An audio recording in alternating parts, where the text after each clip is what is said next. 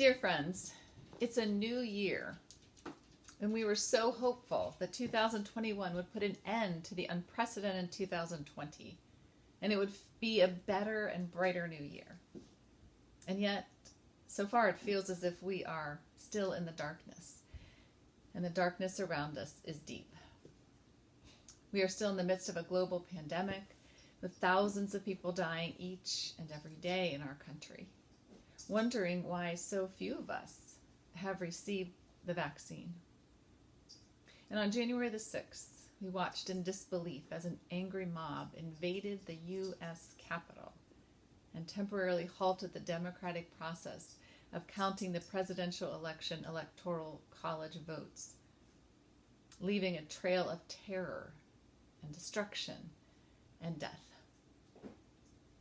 It was hard to watch it then, and it still is. And it's even harder to know what to do with our feelings of shock and disbelief. How could this happen? Our anger and our grief. This is not who we are. And our fear. Could this happen again?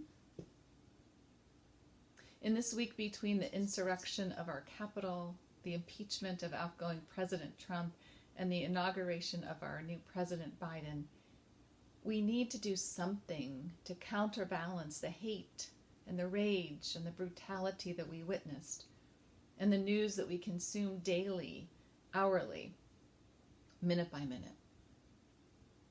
In this anxious time, we need to know how to channel our energy and anxiety. What does our Christian faith call us to do? In this confusing time, we find clear guidance in the Bible. Paul says to the church then and now, keep alert. Stand firm in your faith.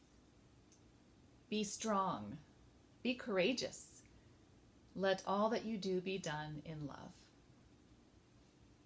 Keep alert and stand firm in your faith. Watch what you say on social media and who you follow. Online or in person, consider your words carefully. Words can spread falsehoods and incite violence, as we saw so clearly this past week. Or words can spread truth and bring peace. Seek to listen and respect people, even if you can't accept their beliefs. But don't be afraid to share yours. Speak truth to power in love. Be strong and courageous.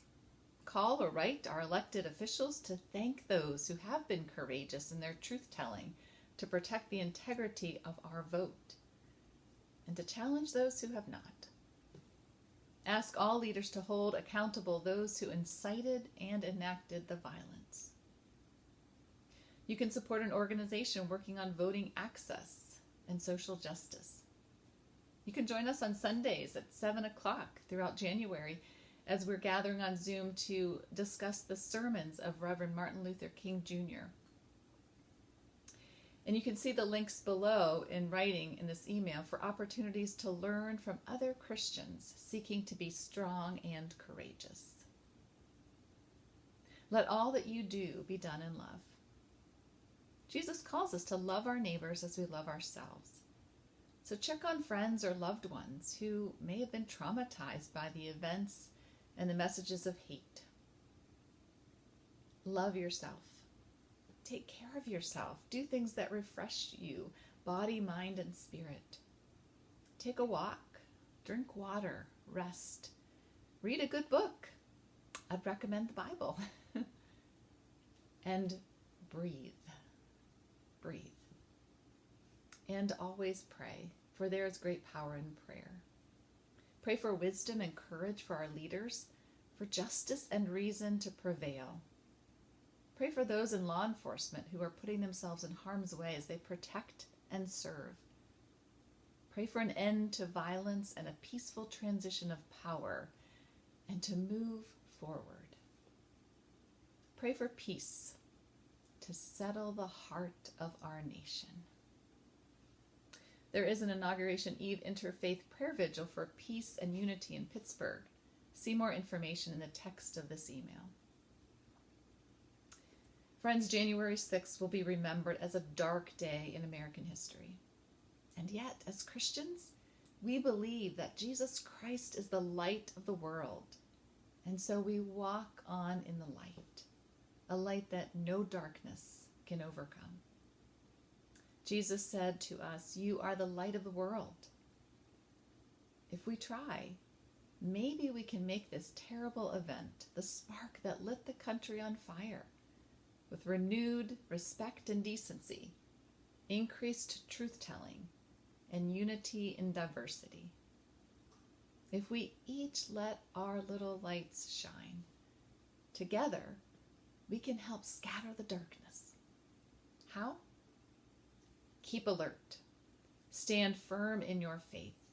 Be strong and be courageous, and let all that you do be done in love. Friends, be well.